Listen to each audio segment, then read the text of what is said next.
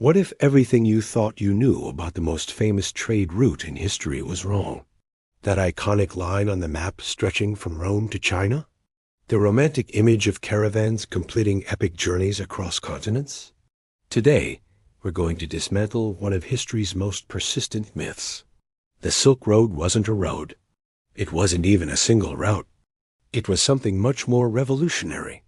The world's first globalized network, a system so sophisticated it anticipated the internet by over 1,000 years. How could something as fragile as silk survive a 4,000-mile journey? The answer is that it didn't have to. Because the real story isn't about goods making epic journeys. It's about information, trust, and decentralized systems. Let's trace not a line on a map, but the DNA of a network that connected civilizations, sparked cultural revolutions, and whose ghost still haunts our modern world. This is how the Silk Road actually worked. Let's introduce our main character, but she's not who you'd expect. Not Marco Polo, not a Chinese emperor. Meet Anahid of Merv. She was a Sogdian merchant in the 7th century. The Sogdians from modern Uzbekistan weren't empire builders. They were the ultimate middlemen. They built no great wall, but they built something perhaps more enduring, a commercial network spanning continents.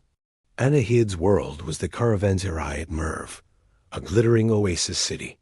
Her operational radius? About 500 miles. That's the distance a loaded camel caravan could travel in roughly 40 days. She would live and die without ever seeing the Mediterranean or the Yellow River. So how did she trade across continents? Through a system of fragmented journeys and transferred trust. The Silk Road functioned like a relay race, not a marathon.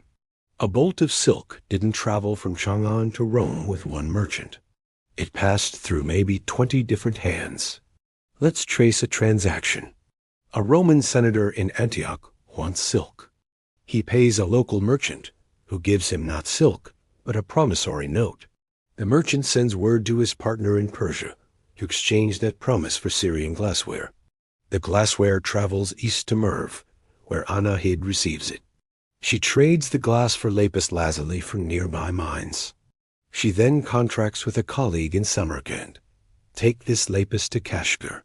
Exchange it for a credit note for silk. In Kashgar, another trader exchanges it for a paper contract from a Uyghur trading house with direct Chinese contacts. Only now does the actual silk enter the westward chain. The senator gets his silk 2 years later. He never knows about Anahid, the miners, or the bankers. The system worked because every link in this human chain was a specialist who knew their local terrain, prices, and crucially, whom to trust. This fragile chain needed infrastructure. Not paved roads, but institutions of trust. 3 innovations made it possible. First, the caravanserai.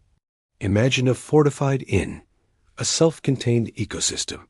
It was a neutral node in the network, a place where the protocol of commerce overrode the politics outside.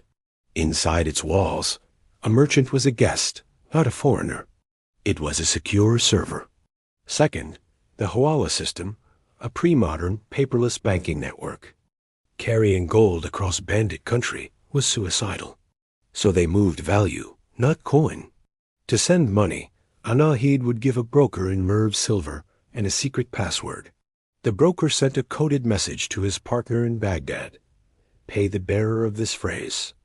Anahid's son would arrive, give the password, and collect his gold. No metal crossed the desert, only a message of trust.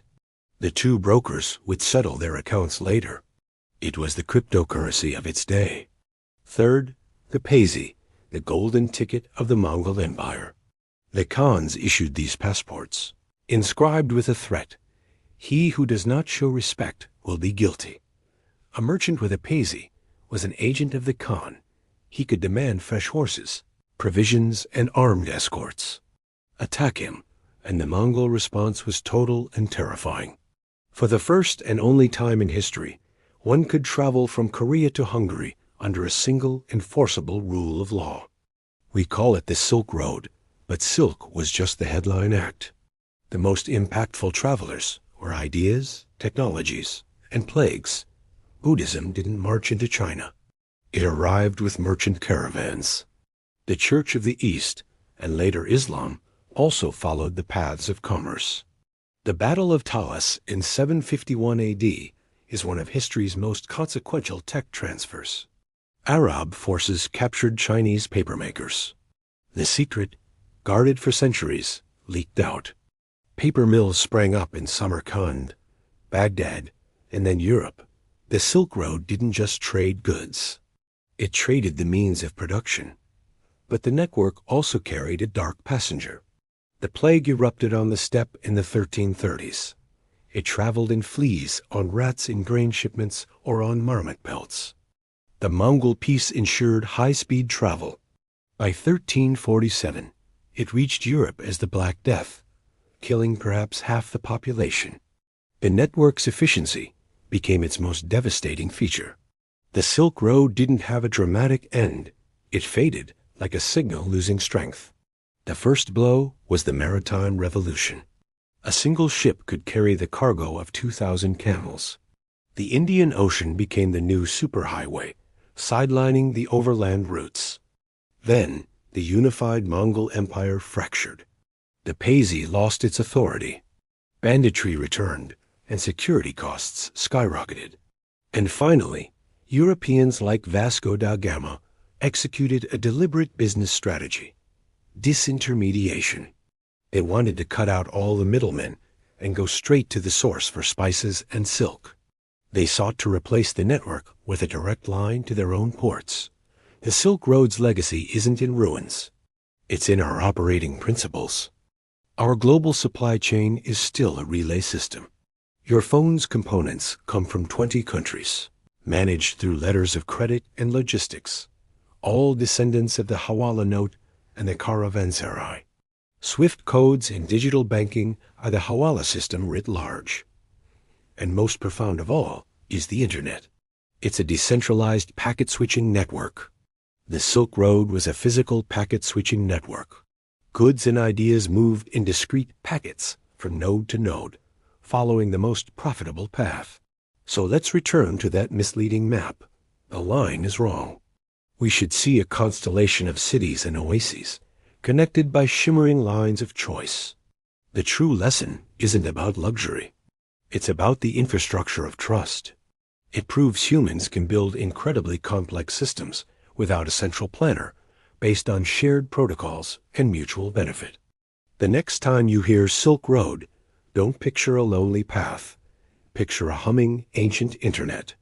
Picture Anahid in Merv, checking a Hawala note. Picture the network. Because the road was never the point. The connection was. If you found this deep dive compelling, be sure to subscribe. Let me know in the comments which historical system you'd like us to decode next. Thanks for watching.